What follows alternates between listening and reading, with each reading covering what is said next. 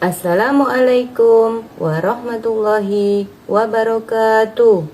Selamat datang di kelas digital Kabupaten Lamongan. Sekolah dasar cerdas berkarakter. Yeay. Selamat pagi anak-anakku semua. Pada hari ini kita akan belajar tentang pelajaran pendidikan agama Islam. Bagaimana kabarnya anak-anak semua? Semoga semuanya dalam keadaan sehat dan dalam lindungan Allah Subhanahu wa taala.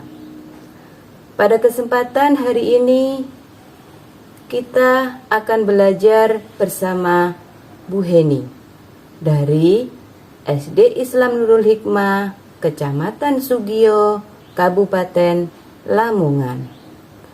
Sebelum kita belajar, mari kita berdoa terlebih dahulu. Bismillahirrahmanirrahim. Pada hari ini, kita akan belajar pendidikan agama Islam, kelas 5, pelajaran kelima, Rasul Allah Subhanahu wa ta'ala idolaku, pertemuan kelima, tentang kisah teladan Nabi Muhammad Sallallahu Alaihi Wasallam. Mari kita sama-sama simak videonya. Pertama, Ibu akan menjelaskan terlebih dahulu tentang peristiwa sebelum kelahiran Nabi Muhammad Sallallahu Alaihi Wasallam. Pada tahun kelahiran Nabi Muhammad, penguasa negeri Habasyah yang bernama Abraha hendak menghancurkan Ka'bah dengan pasukan gajah. Namun, ketika pasukan gajah hendak merobohkan Ka'bah, Allah segera mengirim burung ababil yang membawa batu panas untuk dilemparkan kepada pasukan gajah tersebut. Akhirnya, seluruh pasukan gajah yang dipimpin oleh Abraha pun mati. Maka dari itu, tahun kelahiran Nabi Muhammad disebut juga dengan tahun gajah. Selanjutnya yaitu tentang kelahiran Nabi Muhammad Shallallahu Alaihi Wasallam.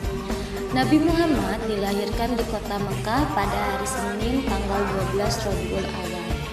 Ayah Nabi Muhammad yaitu Abdullah dan ibunya bernama Aminah. Kakek Nabi Muhammad bernama Abdul Muthalib, sedangkan pamannya bernama Abu Thalib. Dan ibu yang menyusuinya yaitu bernama Halimah Asy'ariyah. Nah, anak-anak, selanjutnya ibu akan menceritakan masa kecil Nabi Muhammad SAW. Pasti kalian penasaran kan? Oleh sebab itu, mari kita bersama-sama dengarkan cerita yang ibu sampaikan ya. Nabi Muhammad lahir dalam keadaan yatim. Ketika ibu Nabi Muhammad hamil, ayah Nabi Muhammad berdagang ke negeri Syam. Dalam perjalanan pulang, ayah Nabi Muhammad sakit dan akhirnya wafat di kota Yathrib. Nabi Muhammad tidak disusui ibunya anak-anak sesuai adab yang ada pada bangsa Arab pada dahulu itu, jadi bayi-bayi disusui oleh orang lain. Nah, akhirnya Nabi Muhammad pun disusui oleh Halimah Asy'ariyah hingga usia 2 tahun dan diasuh oleh Halimah hingga usia 4 tahun. Setelah Nabi Muhammad berusia 4 tahun, Nabi Muhammad pun diserahkan kembali kepada ibunya. Pada usia 6 tahun, Nabi Muhammad diajak ibunya berziarah ke makam ayahnya di Yathrib. Dalam perjalanan pulang ke kota Mekah, ibunya mengalami sakit dan akhirnya ibu Nabi Muhammad pun wafat. Ibu Nabi Muhammad dimakamkan di Abwa. Sepeninggal ibunya, Nabi Muhammad diasuh oleh kakeknya yang bernama Abdul Muthalib. Ketika Muhammad hampir berusia 8 tahun, kakeknya pun wafat. Kemudian, sepeninggal kakeknya, Nabi Muhammad pun diasuh oleh pamannya yang bernama Abu Thalib.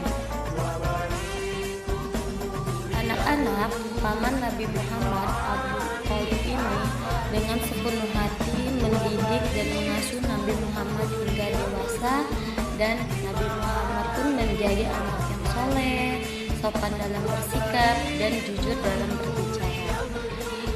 Pada usia 12 tahun, Nabi Muhammad ikut pamannya berdagang ke negeri Syam. Ketika sudah di Bushra dan bertemu dengan pendeta Nasrani yang bernama Bukhairah, dia berpesan kepada Abu Thalib bahwa agar berhati-hati untuk menjaga Nabi Muhammad, karena menurut Bukhairah ini di dalam diri Nabi Muhammad ada tanda-tanda kenabian. Nah, Nabi Muhammad pun kemudian diangkat menjadi Rasulullah pada usia 40 tahun. Anak-anak, kita sebagai umat muslim harus dapat meneladani perilaku Nabi Muhammad SAW ya. Yang pertama yaitu Nabi Muhammad memiliki sikap sidik.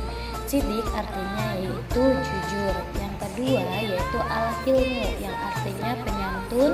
Dan yang ketiga tawadu artinya rendah hati. Nah, karena kejujurannya ini Nabi Muhammad akhirnya diberi gelar Al-Amin yang artinya orang yang dapat dipercaya.